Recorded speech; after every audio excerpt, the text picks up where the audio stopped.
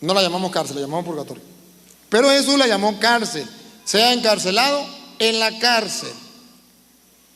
Usted puede decir, esa cárcel es el infierno. Nosotros decimos,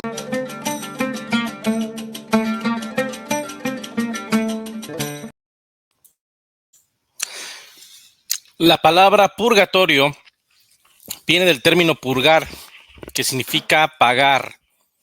En pocas palabras, el purgatorio se supone que es un lugar, o por lo menos esa era la versión original de la Iglesia Católica, un lugar donde nosotros íbamos después de la muerte para pagar por todos nuestros pecados, por supuesto, pecados veniales, pecados que no eran de muerte, porque si pues eran pecados de muerte, pues al infierno.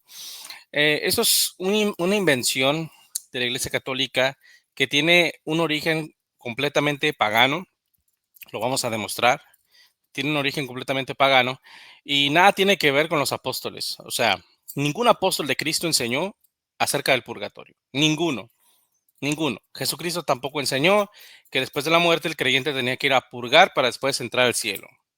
Porque si nadie es perfecto, si todos morimos con pecados, entonces tenemos que ir al purgatorio, dicen ellos. Entonces yo pregunto, ¿para qué sirvió entonces el sacrificio de Jesucristo en la cruz del Calvario? Si todos de todas maneras vamos a morir con pecados, entonces, ¿de qué sirvió el sacrificio de Cristo? Entonces no sirvió para nada, según la Iglesia Católica Romana, conforme a la cosmovisión de la Iglesia Católica Romana, no hubiese servido para nada. Entonces, en primer lugar, significa purgar, es decir, pagar por tus pecados después de la muerte.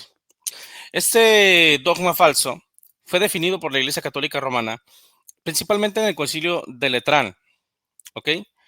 Y en el Concilio de Trento.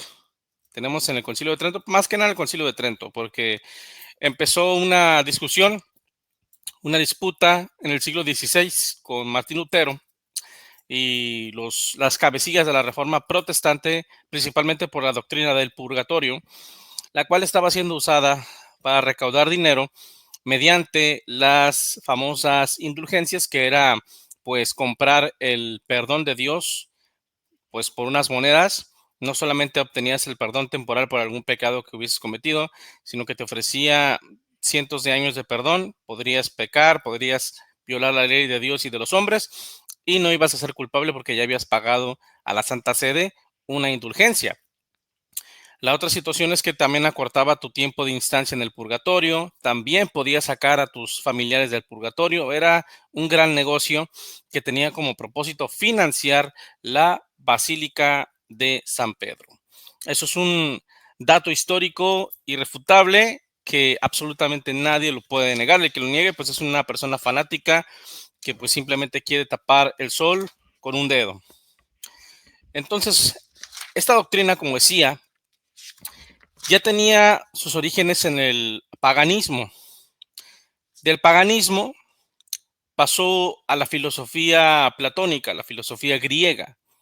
De la filosofía griega pasó a la filosofía greco-latina, que viene siendo el Imperio Romano en su momento, que tomó partes de la filosofía griega y puso sus propios principios filosóficos con grandes pensadores como por ejemplo Marco Aurelio. Entonces, después de esto, nace la Iglesia Católica en el siglo IV con Constantino el Grande y comienzan de manera gradual, perdóname, a mezclar paganismo con cristianismo, a hacer una mezcla, hacer una síntesis, ¿cómo se dice? A mimetizar, una sincretización, esa es la palabra. Lugar donde ellos llegaban a evangelizar supuestamente con la espada, pues la manera de convertir a los paganos era pues agarrar sus costumbres paganas, redimirlas, cristianizarlas y hacer una versión cristiana de esas costumbres paganas y de esa manera pues se ganaban a los paganos. Lo mismo pasó en este caso, amados hermanos, con el falso purgatorio. Todas las doctrinas, todas las religiones, todas las culturas paganas tenían una versión de purgatorio, ahorita lo vamos a ver. Solo lo que hizo la Iglesia Católica fue tomar ese purgatorio en el cual todos creían y cristianizarlo. Esto pasó con el Papa Gregorio Magno o Gregorio el Grande. Él fue el primer pontífice de la Iglesia Católica Romana en proponer la doctrina del purgatorio, en proponer cristianizarla, redimirla y definirla como un dogma de fe divinamente revelado, algo, por supuesto, extrabíblico, y no solamente extrabíblico, sino también antibíblico. Después de la propuesta de Gregorio Magno, muchos personajes históricos aceptaron esta doctrina y otros, como vamos a ver, la rechazaron. Pero no fue hasta el siglo XVI, en plena reforma protestante, que se celebra el Concilio de Trento, que fue la contrarreforma y la respuesta de la Iglesia Católica Romana a la reforma de Martín Lutero. En ese concilio fue cuando se estableció y se reafirmó las indulgencias y el purgatorio como una verdad infalible, divinamente revelada al magisterio y al sumo pontífice de la Iglesia Católica Romana. Entonces, ese es el origen de esta doctrina. Muy bien, vamos a ver aquí sus antecedentes históricos con lo que viene siendo su origen pagano. Voy a basar en mi libro Purgatorio y el Gran Engaño. Estamos en el capítulo primero, en la página 14. Y dice así: no hubo ninguna mención del purgatorio durante todos los primeros siglos de la Iglesia. Sin embargo, el emperador romano Teodosio decretó que el cristianismo debería ser la religión oficial del imperio. Entonces miles de paganos llegaron a la iglesia y trajeron con ellos sus creencias y tradiciones paganas. Una de esas creencias paganas era la de un lugar de purificación a donde las almas iban para hacer la satisfacción de sus pecados. Este concepto se extendió ampliamente cerca del año 600 después de Cristo por Gregorio Magno, como lo acaba de decir hace un momento, el cual desarrolló este engaño por medio de supuestas visiones sobre un fuego depurativo. Conforme a la Enciclopedia Católica, Gregorio afirmó que la iglesia que tenía que pagar por sus pecados lo tenía que hacer por medio del sufrimiento, es decir, que debía ser quemada por el fuego para poder acceder a la alegría del cielo. Aquí vemos claramente cómo se le cae la mentira a Rigo Ardón, a Luis Toro y a toda esta bola de farsantes, con todo respeto lo digo, que dicen que el purgatorio no es un lugar, que no es un fuego literal, que es un estado espiritual, que es un estado del alma. Eso es una mentira. Todo el tiempo enseñaron que era un lugar literal. Todo el tiempo, incluso hasta crearon leyendas del purgatorio. Tanto así que Dante Alighieri escribió de esto en su obra La Divina Comedia. Habló sobre el purgatorio y habló de la puerta que llevaba al purgatorio. Entonces, ¿de dónde se basa esta gente para decir que no es cierto que el purgatorio es un lugar, que no es un lugar literal, que es un estado espiritual del alma? No, ellos sí creían que era un lugar literal con llamas de fuego literales que literalmente quemaban a las personas antes de entrar al cielo. Como vemos, pues, en la fe original de los verdaderos cristianos, la creencia pagana del purgatorio no formaba parte de, ya que los cristianos genuinos sabían que los apóstoles nunca enseñaron sobre un lugar o estado intermedio entre el cielo y el infierno, por el cual se debía pasar para que todos pudieran acceder a la casa del Padre. Por tanto, es imperativo resaltar que el purgatorio es una creencia 100% pagana, que nunca fue proclamada por el Señor Jesucristo, ni por los apóstoles, ni siquiera por los santos profetas de Israel. Durante la era apostólica del siglo I, la apostasía no se había manifestado en su máximo esplendor. Fue entre el siglo II y IV que la apostasía se consumó con la unión del Imperio Romano pagano y los obispos apóstatas, que dejaron la verdadera fe para fundar una religión híbrida, que no es otra cosa que la combinación de paganismo más cristianismo. Para nadie es un misterio ni un gran secreto el hecho de que la religión romanista es una mata de paganismo, herejías, blasfemias y terribles contradicciones. Por esta causa, amados, debemos comprender que todas las doctrinas extrañas que el romanismo enseña no tienen su origen en la doctrina cristiana apostólica o profética. En realidad, esta doctrina tiene su origen en el paganismo. Por esa causa, con la ayuda de Dios, haremos una indagatoria histórica para descubrir los verdaderos orígenes de la doctrina del purgatorio. Aquí tenemos, por ejemplo, lo que es el purgatorio egipcio, que se le conocía como el Dat. En este caso, el Dat era el segundo cielo. Perdón, sí, era un cielo inferior. El Dat era un cielo inferior según la religión egipcia. El Dat era la antesala del reino celestial de Ra. Para poder entrar al reino celestial de Ra, primero era necesario pasar por el Dat, que se supone que era un lugar donde las almas iban a purificarse, aquellas que no estaban completamente purificadas y necesitaban una purificación final. Es exactamente lo que enseña el purgatorio de la Iglesia Católica. ¿Les suena familiar esto? Esto es exactamente lo mismo que enseña el romanismo.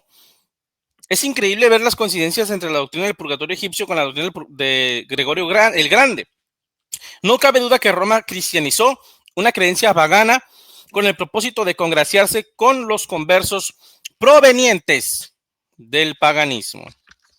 Los textos de las pirámides grabados durante el Imperio Antiguo lo denominan el Dat y se muestra como un mundo celeste situado debajo de la tierra. Como un mundo celeste situado debajo de la tierra.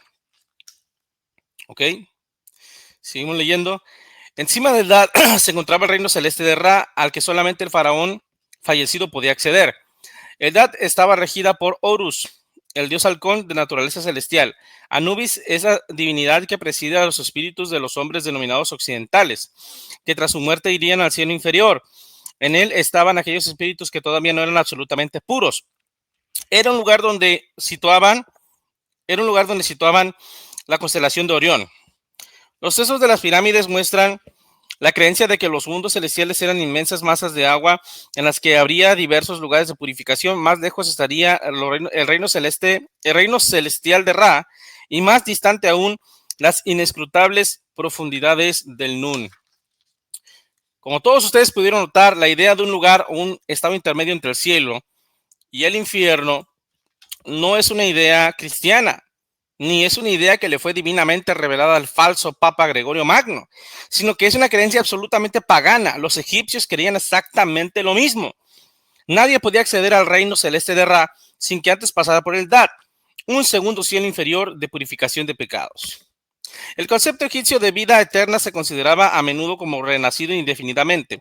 Por lo tanto, las almas que habían vivido su vida con virtud fueron guiadas para nacer de nuevo. Para lograr el ideal de la vida después de la muerte se debían realizar muchas prácticas durante la vida. Esto puede haber incluido actuar con justicia y seguir las creencias del credo egipcio. Además, los egipcios enfatizaban los rituales completados después de que la vida de un individuo había terminado. En otras palabras, era responsabilidad de los vivos llevar a cabo las últimas tradiciones requeridas para que los muertos pudieran encontrar rápidamente su destino final. En última instancia, el mantenimiento de una moral religiosa elevada tanto por parte de los vivos como de los muertos, así como el cumplimiento de una variedad de tradiciones, garantizaba a los difuntos una transición más suave hacia el inframundo. Análisis. En este caso podemos encontrar una gran similitud con las misas gregorianas o los sacrificios de expiación por los muertos, los cuales básicamente son la creencia que sostiene que se puede ayudar a las almas del purgatorio a salir de ahí por medio de sacrificios, rogando por el perdón de sus pecados. También se menciona que era en base al estado en el que moría la persona, era el lugar a donde iría. Es decir, si la persona moría en un estado de gracia, iba directamente al cielo. Pero si la persona moría con un pecado, tenía que ir al Dat para ser purificado hasta que estuviera lo suficientemente puro para poder entrar al reino celestial. Definitivamente esto es lo mismo que enseña Roma sobre el purgatorio.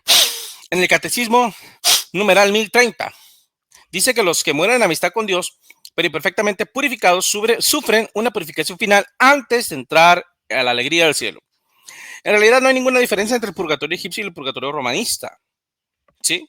En realidad es exactamente el mismo credo pagano. Estas evidencias denotan la clara falsedad de la doctrina fraudulenta del purgatorio. A lo largo de los siglos, el pueblo egipcio decoró sus tumbas con sarcófagos, con hechizos, lo equivalente a rezos por los muertos, y textos religiosos con la esperanza de ayudar a los muertos en el más allá. A medida que la cultura egipcia desarrolló, esos textos también evolucionaron, volviéndose más complejos y extensos en su naturaleza.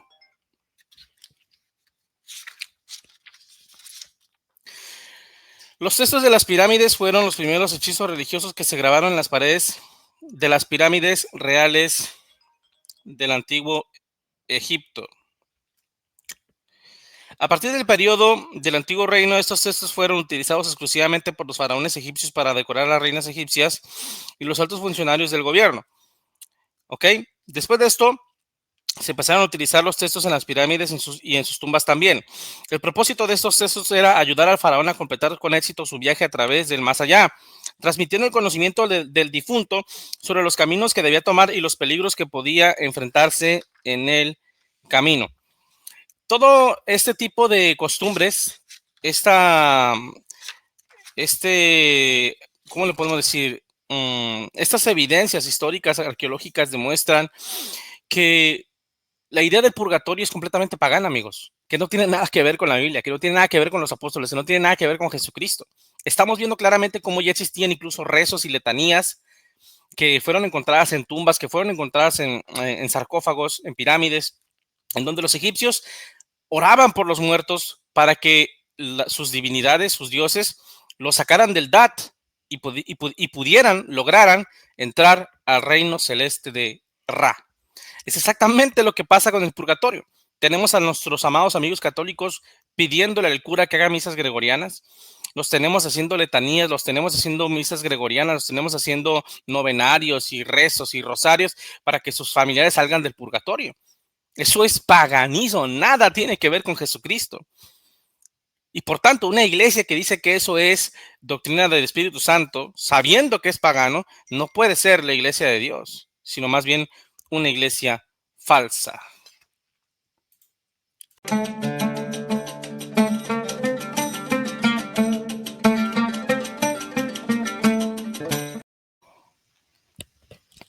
El purgatorio budista hindú, versión hindú, lleva por nombre Naraka, el Naraka.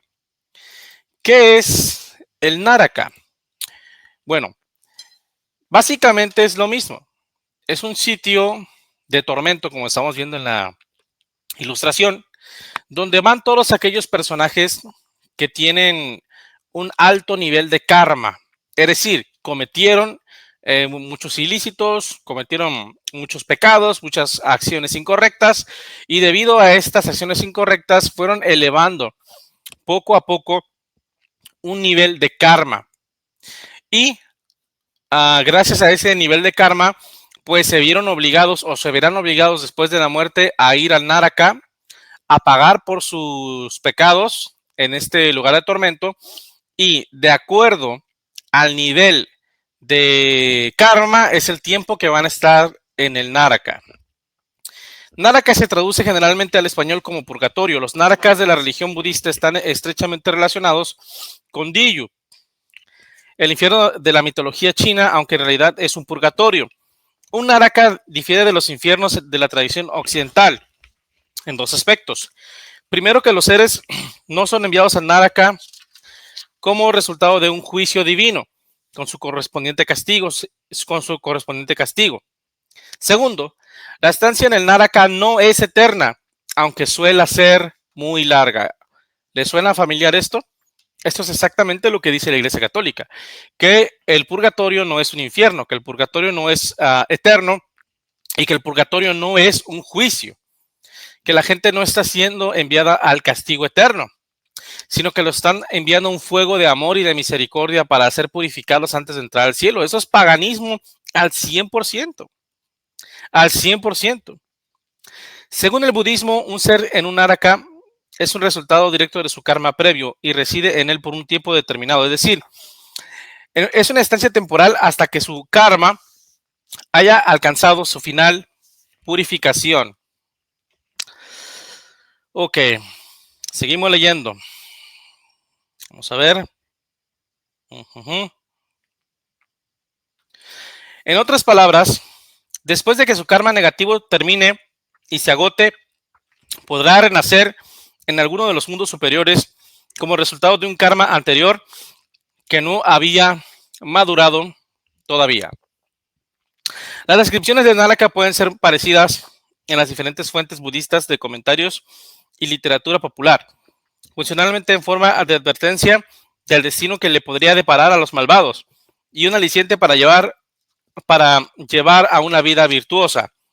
El Sutra Mahayana del Bodhisattva Kishiharva Shinjan Oshiso describe gráficamente el sufrimiento en el reino del Náraka y explica cómo la gente puede transferir sus méritos para poder aliviar el sufrimiento de los seres que se encuentran en el Náraka.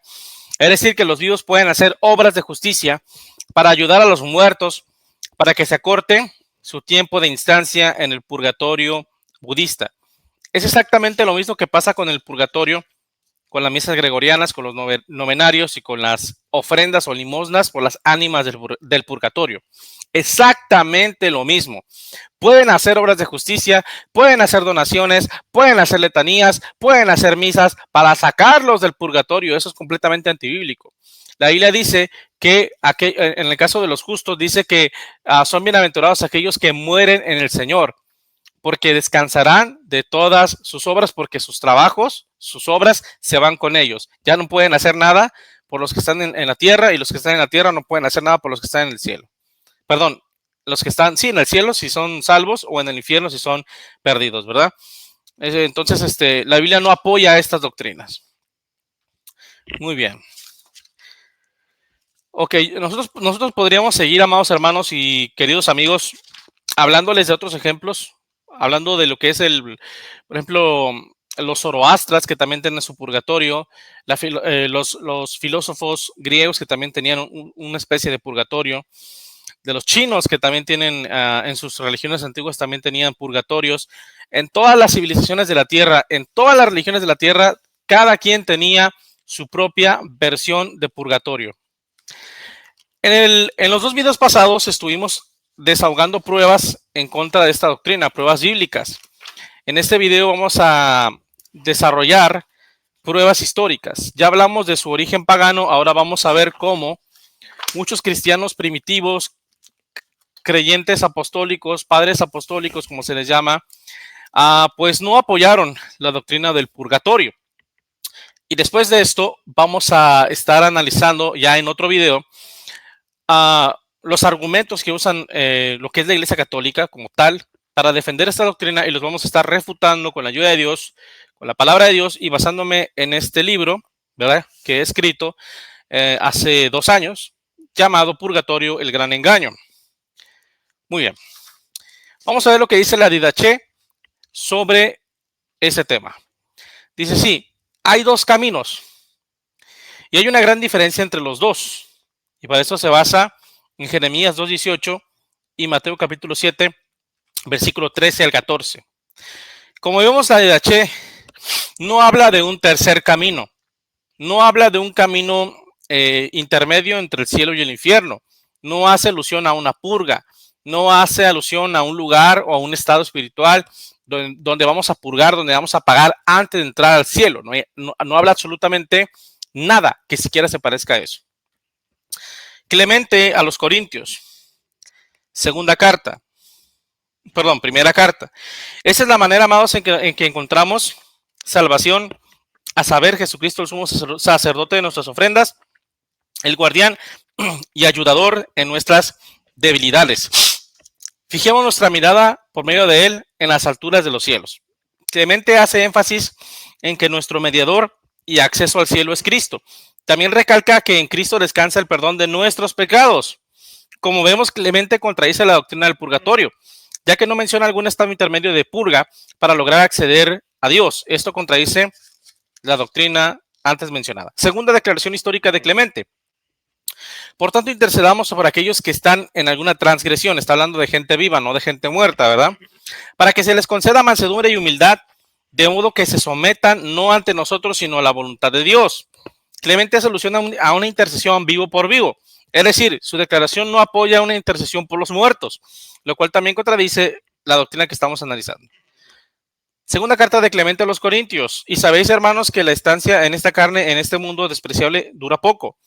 Pero la promesa de Cristo es grande y maravillosa, a saber que el reposo del reino que será, sobre el reposo, del reino que será la vida eterna. Clemente menciona descanso para el creyente después de la muerte, dejando en claro que el creyente no pasará por ninguna purga antes de entrar al reino de los cielos, sino que simplemente tiene una entrada directa a un lugar de descanso sin pasar por ningún estado espiritual o un lugar literal de tormento para poder purificar sus pecados veniales.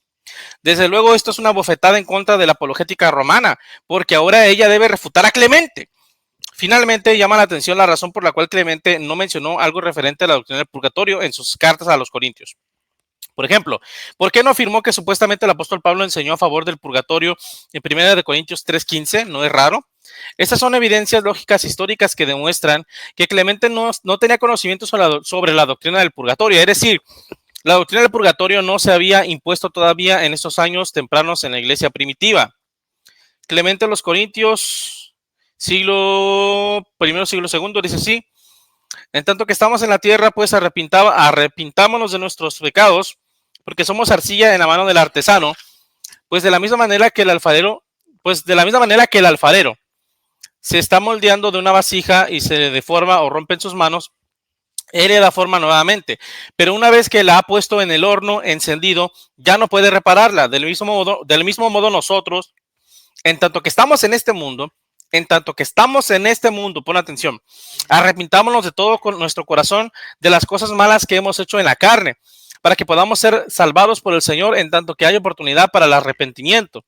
Porque una vez que hemos partido de este mundo, ya no podemos hacer confesión ahí, ni tampoco arrepentirnos. Por lo tanto, hermanos, si hemos hecho la voluntad del Padre y hemos mantenido pura la carne y hemos guardado los mandamientos del Señor, recibiremos la vida eterna. ¿Ok?